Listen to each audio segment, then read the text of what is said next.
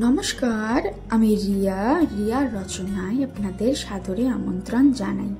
আশা করছি আপনারা সবাই ভালো আছেন ও সুস্থ আছেন।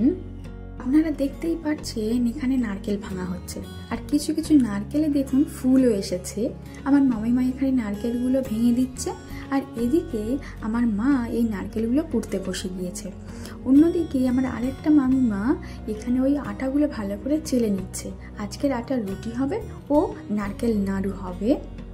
জগন্নাথ বলরাম সুভদ্রা 9 দিন এখানে থাকবেন, আর 9 দিন ঠাকুরের সন্ধ্যাবেলার ভোগের জন্য আলাদা আলাদা প্রসাদ তৈরি করে দেওয়ার নিয়ম রয়েছে এখানে আমার দিদান বাড়িতে। আজকের যেহেতু দেখতে পাচ্ছেন আটার রুটি হবে ও নারকেল নাড়ু হবে, এখানে তারই প্রস্তুতি চলছে।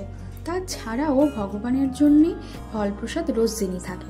তাছাড়াও আশেপাশের অনেকেই আছে যারা নিজেদের ইচ্ছাতে প্রসাদ তৈরি করে ভগবানের ভোগের জন্যও দিয়ে যায়। মামিমা এখানে আটাগুলো মেখে লেচি করে দিয়েছে এবং সেগুলো আস্তে আস্তে বেলতেও শুরু করে দিয়েছে।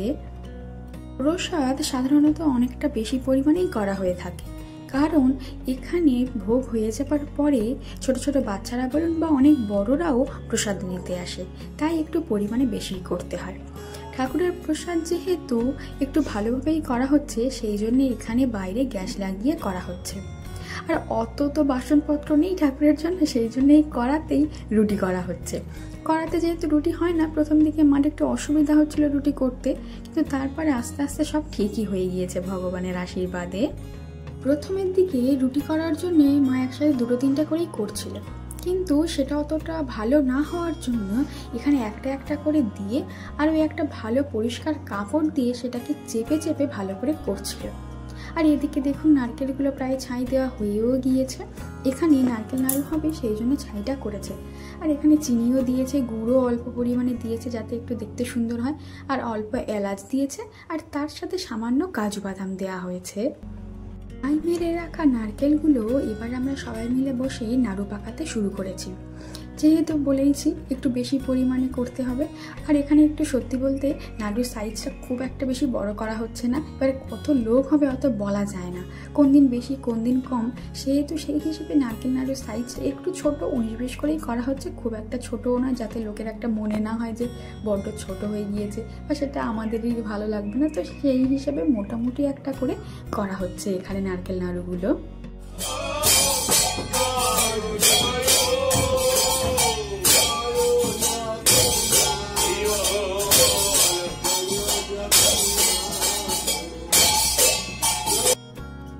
প্রতিদিন সন্ধ্যাবেলা নামের দলরা আসেন, ঠাকুরের আরতির পাশাপাশি হরিনামটা হয়ে থাকে, আর এই নিয়মটা অনেকদিন ধরেই চলে আসছে। আমি ছোট থেকে এইভাবেই দেখে আসছি। ঠাকুরের ভোগ সাজানো এখানে আমার মা শুরু করে দিয়েছে। ওই রুটিগুলোকে প্রথমে জলে ভিজিয়ে একটা একটা করে এখানে একটু শুকাতে দেওয়ার জন্য রাখা হচ্ছে, আর সামনে দেখতে পাচ্ছেন ওখানে সুজি করা হয়েছে আর ওই নারকেল নাড়ুগুলো দেওয়া রয়েছে। আর এদিকে এরপরে দেখুন এই রুটিগুলোর উপরে আমার মা প্রতিটাতে অল্প অল্প করে চিনি ছড়িয়ে দিচ্ছে। চিনি দেওয়ার পর এগুলোকে এবার একটা করে এরকমভাবে ভাঁজ করে একটার উপর একটা দিয়ে দিয়ে রাখা হবে, আর উল্টো দিকে ওদিকে আমার মামিমা ফল প্রসাদটা কাটছে। এই ফল প্রসাদটা সকালবেলাতে এবং সন্ধ্যাবেলাতে রোজই দেওয়া হয়ে থাকে। তাছাড়া বিভিন্ন রকমের প্রসাদ দেওয়া হয় ঠাকুরের জন্যে। সবশেষে যখন ঠাকুরের ভোগ হয়ে যায়, যারা আসে তাদের সবাইকে এই ভোগ বিতরণ করে দেওয়া হয়।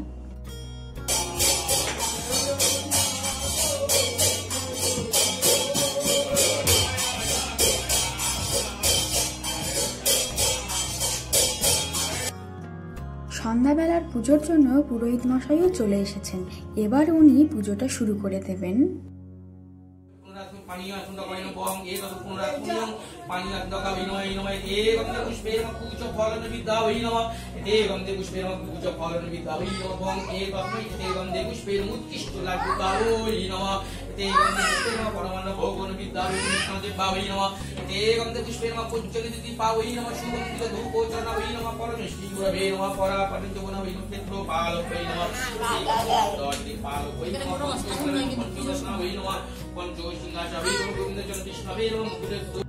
প্রতিদিনের সকাল ও সন্ধ্যাবেলার পুজোর সামগ্রীগুলো কিন্তু একই থাকে, আর খুব সময় নিয়ে নিষ্ঠা ভরে পুরোহিত মশাই এই পুজোটা করে থাকেন। আগের দিন যে পুরোহিত মশাই এসেছিলেন, আজকে ওনার ভাই এসেছেন। এনারা দিদানদের এই ফ্যামিলির পুজোগুলোই সবটাই করে থাকে। আর ওদিকে দেখুন আমার মামিমাও পাখার বাতাস দিয়ে ভগবানের সেবা করছে। আমি শুধু বারবার ঠাকুরের মুখখানি দেখি, কেমন অন্যরকম লাগে।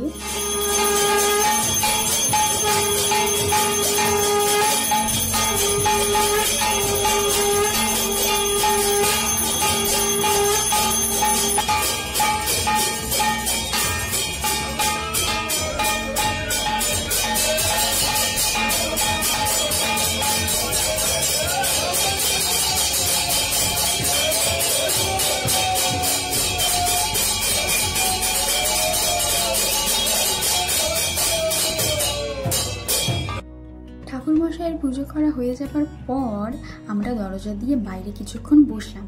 তারপরে দেখুন এবার আমি এই সুজিটা কাটতে শুরু করেছি। বেশ সুন্দর করে বরফি আকারে এখানে আমি সুজিটা কেটে নিচ্ছি।